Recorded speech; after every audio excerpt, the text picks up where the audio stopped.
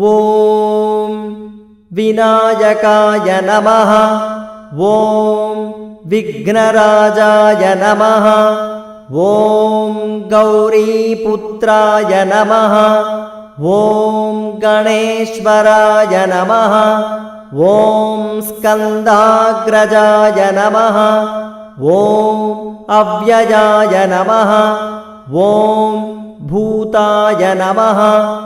ॐ दक्षाय नमः। ॐ अध्यक्षाय नमः। ॐ द्विजप्रियाय नमः।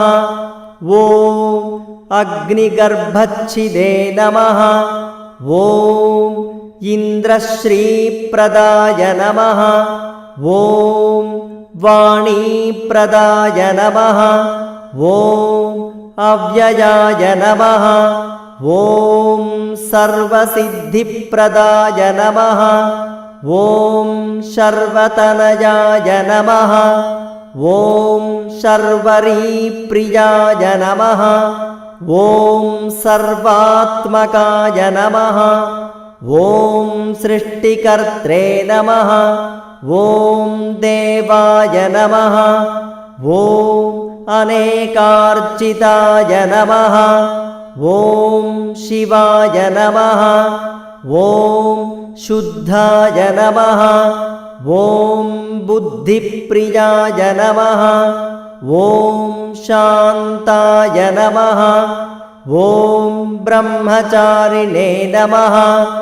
ॐ गजाननाय नमः। ॐ द्वैमात्रेयाय नमः। ॐ मुनिस्तुत्याय नमः। ॐ भक्तविघ्नविनाशनाय नमः। ॐ एकदन्ताय नमः। ॐ चतुर्बाहवे नमः। ॐ चतुराय नमः। ॐ शक्तिसंयुताय नमः। ॐ लम्बोदराय नमः। ॐ शूर्पकर्णाय नमः।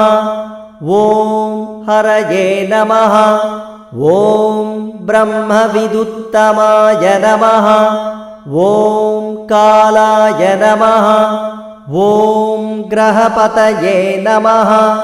ॐ कामिने नमः। ॐ सोमसूर्याग्निलोचनाय नमः। ॐ पाशाङ्कुशधराय नमः। ॐ चण्डाय नमः। ॐ गुणातीताय नमः। ॐ निरञ्जनाय नमः। ॐ अकल्मषाय नमः। ॐ स्वयं सिद्धाय नमः। ॐ सिद्धार्चितपदाम्बुजाय नमः। ॐ बीजापूरफलासक्ताय नमः। ॐ वरदाय नमः। ॐ शाश्वताय नमः। ॐ कृतिने नमः। ॐ द्विजप्रियाय नमः। ॐ वीतभयाय नमः। ॐ गतिने नमः। ॐ चक्रिणे नमः। ॐ इक्षुचापधृते नमः। ॐ श्रीदाय नमः। ॐ अजाय नमः। ॐ उत्पलकराय नमः। ॐ श्रीपतये नमः। ॐ स्तुतिहर्षिताय नमः। ॐ कुलाद्रिभेत्रे नमः। ॐ जटिलाय नमः। ॐ कलिकल्मषनाशनाय नमः। ॐ चन्द्रचूडामणये नमः। ॐ कान्ताय नमः। ॐ परस्मै नमः। ॐ स्थूलतुण्डाय नमः।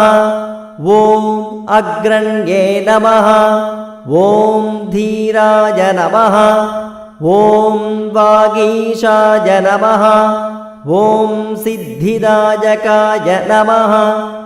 ॐ दूर्वाबिल्वप्रियाय नमः। ॐ अव्यक्तमूर्तये नमः। ॐ अद्भुतमूर्तिमते नमः ॐ पापहारिणे नमः ॐ समाहिताय नमः ॐ आश्रिताय नमः ॐ श्रीकराय नमः ॐ सौम्याय नमः ॐ भक्तवाञ्छितदायकाय नमः ॐ शान्ताय नमः ॐ कैवल्यसुखदाय नमः ॐ सच्चिदानन्दविग्रहाय नमः ॐ ज्ञानिने नमः ॐ दयायुताय नमः ॐ दान्ताय नमः ॐ ब्रह्मद्वेषविवर्जिताय नमः ॐ प्रमत्तदैत्यभयदाय नमः